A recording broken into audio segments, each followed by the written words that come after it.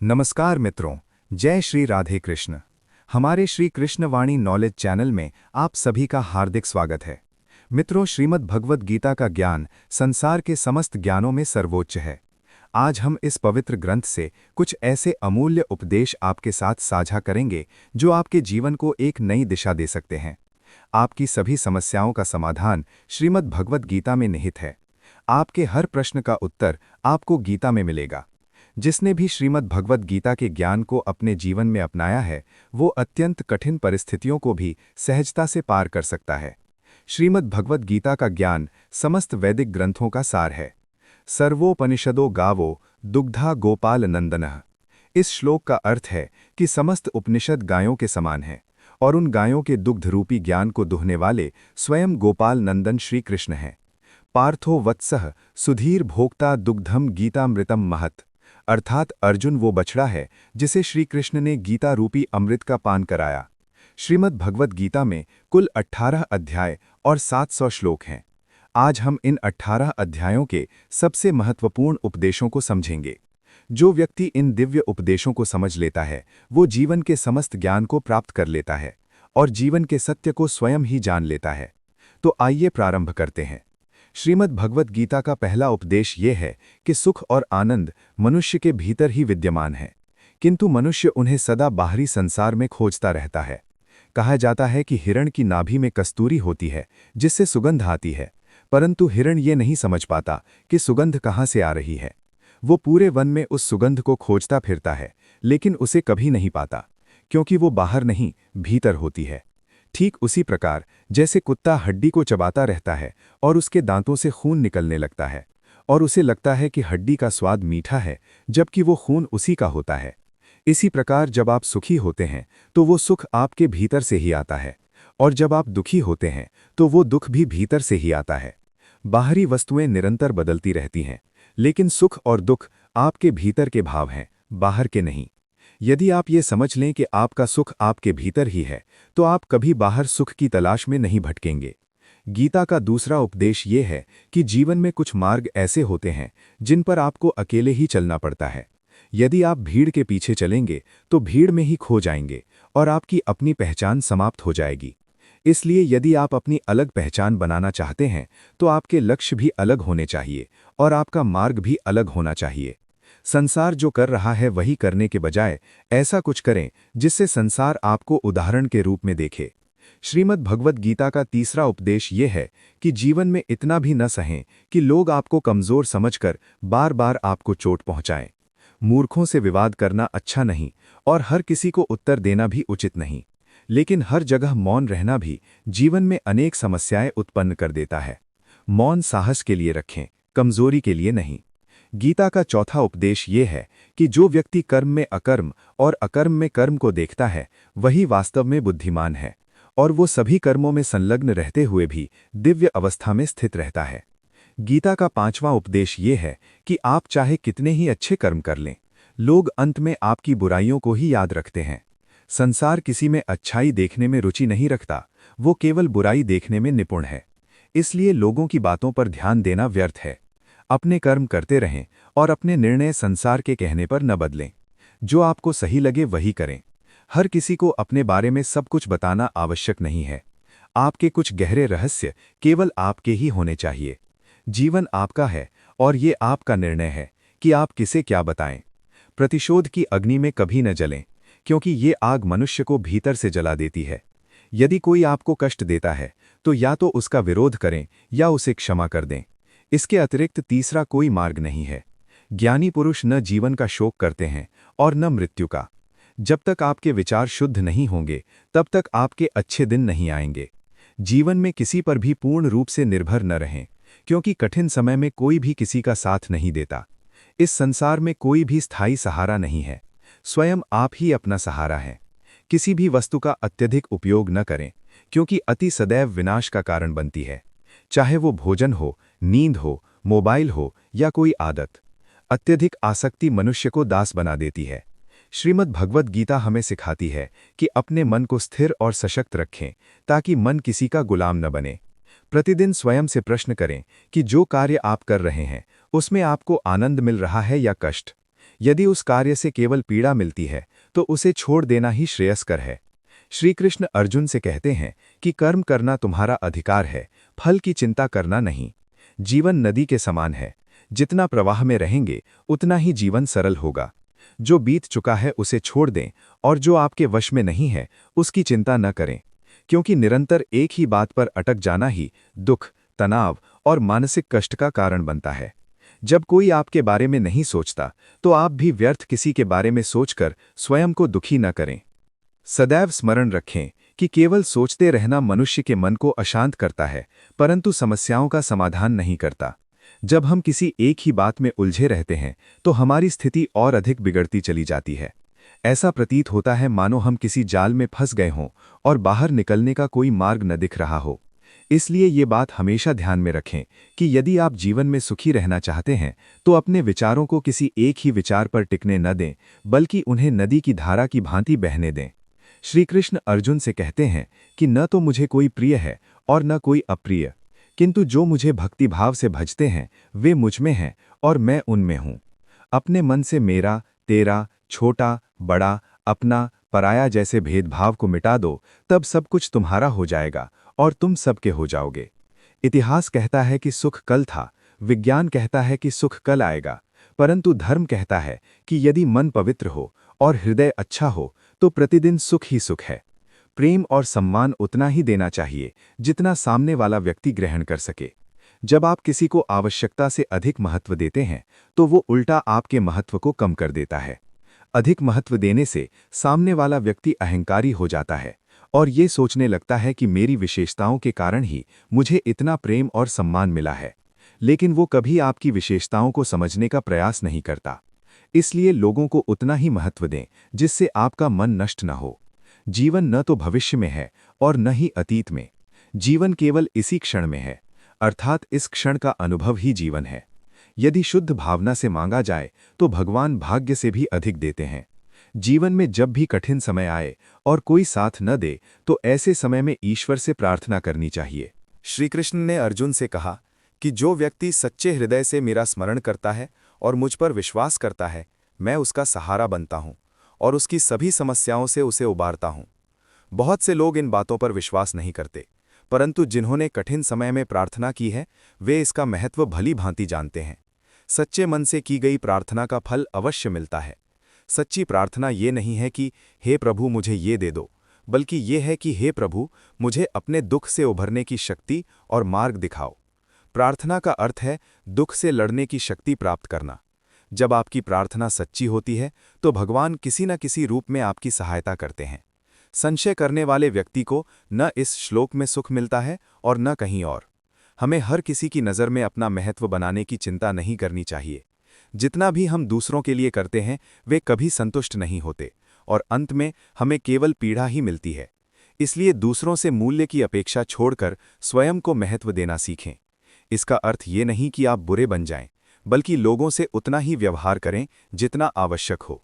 किसी को भी केवल उसकी बातों पर भरोसा करके अच्छा न मान लें। जल्दबाजी में किया गया विश्वास ही हमें धोखा देता है। दूसरों की नकल करके श्रेष्ठ जीवन जीने से अच्छा है स्वयं को जानकर अपूर्ण जीवन जीना। श्री कृष्ण कहते हैं कि जो जिस देवता की श्रद्धा से उपासना करता है मैं उसकी श्रद्धा को दृढ़ करता हूँ। जो पीड़ा देता है वो कभी सुखी नहीं हो सकता। जो फल की चिंता किए बिना अपने कर्तव्य का पालन करता है वही सच्चा योगी है। अपने आप को विशेष सिद्ध करने का प्रयास न करें, क्योंकि वास्तव में विशेष होने पर बताने की आवश्यकता नहीं पड़ती। आत्मा पुराने वस्त्रों की भांति पुराने शरीर को त्याग कर नया शरीर धारण करती है। संसार में किसी से कुछ भी अपेक्षा न रखें। कठिन समय में केवल ईश्वर और आप स्वयं ही आपके सहायक होते हैं। सत्य तभी जीतता है जब वो अन्याय के विरुद्ध खड़ा होता है। यदि सत्य मौन रह जाए और असत्य बोलता रहे तो लोग असत्य को ही सत्य मान लेते हैं। महाभारत हम सब की कहानी है। यदि हम अन्याय सहते रहें तो अन्याय बढ़ता ही जाएगा। इसलिए गीता का संदेश है कि अन्याय का सामना साहसपूर्वक करें और जीवन में आए हर दुख से लड़ते हुए आगे बढ़ते रहें। भगवान भावनाओं से प्रसन्न होते हैं और संसार दिखावे से। अब ये आप पर निर्भर करता है कि आप किसे प्रसन्न करना चाहते हैं। आपकी श्रद्धा से ही कृपा का निर्माण होता है। जैसा विश्वास किया जाता है वैसा ही बन जाता है। जिससे आप डरते हैं वही आपके जीवन में वास्तविकता बन जाता है, क्योंकि आपका भय स्वयं नकारात्मकता को आकर्षित करता है। जिनके मन में किसी चीज को खोने का भय होता है वे निश्चित रूप से उसे खो देते हैं। ऐसा इसलिए होता है क्योंकि जिस बात को आप बार बार सोचते हैं वही आपके जीवन में घटित होने लगती है। इसलिए अनावश्यक भय को अपने मन से दूर रखना ही लाभदायक है। सदैव स्मरण रखें कि जो होना है वो होकर रहेगा, लेकिन आज जो समय आपके पास है उसका पूरा आनंद लेना और उसका सदुपयोग करना सीखिए। जब मनुष्य व्यर्थ इच्छाओं का त्याग कर देता है और मैं और मेरा की भावना से मुक्त हो जाता है, तब उसे शांति प्राप्त होती है।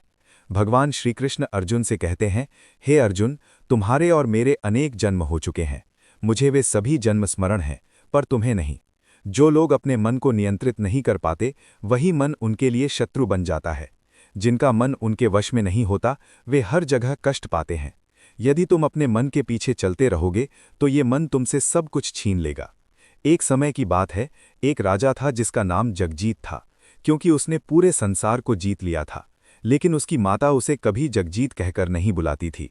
एक दिन राजा ने अपनी माता से पूछा, माँ, पूरा संसार मुझे जगजीत कहता है, लेकिन आप मुझे इस नाम से क्यों नहीं बुलाती? माँ ने उत्तर दिया, तुमने संसार को जीत लिया है, लेकिन अपने मन को नहीं जीत पाए हो, और जिसने अपने मन को नहीं जीता वे मेरे विचार से विजेता नहीं, पराजित है। जिस दिन तुम अपने मन को जीत लोगे उसी दिन मैं तुम्हें सच्चा जगजीत मानूंगी। संसार को जीतना जितना कठिन नहीं है, मन को जीतना उससे कहीं अधिक कठिन है, और जिसने मन को जीत लिया वे पूरे संसार को जीतने की शक्ति रखता है। एक दिन ऐसा आएगा जब तुम समय की शिकायत नहीं करोगे बल्कि अपने विचारों की शिकायत करोगे कि सुंदर जीवन सामने था, फिर भी तुम सांसारिक उलझनों में फंसे रहे। न अहंकार को बढ़ने दो और न आत्मसम्मान को गिरने दो, क्योंकि अहंकार कभी उठने नहीं देता और आत्मसम्मान कभी गिरने नहीं देता। स्वयं को भगवान को समर्पित कर दो, यही सबसे बड़ा सहारा है। जो इस सहारे की शक्ति को पहचान लेता है वो भय, चिंता और दुख से मुक्त हो जाता है। केवल वही लोग शांति प्राप्त करते हैं जो अपने कर्तव्यों का पालन करते हैं। श्री कृष्ण अर्जुन से कहते हैं, हे अर्जुन, जो सुख और दुख में समान रहता है और दोनों अवस्थाओं में समभाव बनाए रखता है वही निश्चित रूप से मोक्ष को प्राप्त करता है। जो होना है वो होकर रहेगा और जो नहीं होना है वो कभी नहीं होगा। जो इस सत्य को समझ लेते हैं उन्हें चिंता करने की कोई आवश्यकता नहीं रहती। जो होने वाला है उसे तुम रोक नहीं सकते और जो नहीं होने वाला है उसके बारे में चिंता करने की आवश्यकता भी नहीं है। इसलिए अपने लक्ष्य पर ध्यान दो और जीवन का आनंद लो। जो तुम्हारे नियंत्रण में नहीं है उसकी चिंता करके तुम कभी सुखी नहीं हो सकते। अपने मन से मेरा तेरा, छोटा बड़ा, अपना पराया का भेद मिटा दो, तब सब कुछ तुम्हारा हो जाएगा और तुम सबके हो जाओगे। जिस क्षण मनुष्य दूसरों के दुख पर हंसने लगता है उसी क्षण उसकी मानवता नष्ट हो जाती है। जो व्यक्ति श्रद्धा के साथ अपने लक्ष्य का निरंतर चिंतन करता है वो वही बन जाता है। लोग अच्छे कर्म करने पर भी केवल आपकी बुराइयों को ही याद रखते हैं, इसलिए लोगों की बातों पर ध्यान न देकर अपने कर्म करते रहो। जैसे जैसे मनुष्य बड़ा होता है वे ये समझने लगता है कि जिन लोगों को उसने अपने जीवन में सबसे अधिक महत्व दिया वे उसके जीवन में कोई योगदान नहीं देते। वे इस बात की परवाह नहीं करते कि वो सुखी है या दुखी। इसलिए लोगों को आवश्यकता से अधिक महत्व देना बंद कर देना चाहिए। सभी सम्मान के पात्र हैं, लेकिन अत्यधिक सम्मान अंततः कष्ट का कारण बनता है। जो लोग दुष्कर्म करते हैं, जिनकी बुद्धि माया से मोहित हो चुकी है, वे कभी भगवान की भक्ति नहीं करते। जो महापुरुष सभी इच्छाओं का त्याग कर आत्मसंतोष में स्थित रहता है वही स्थिर बुद्धि वाला कहलाता है।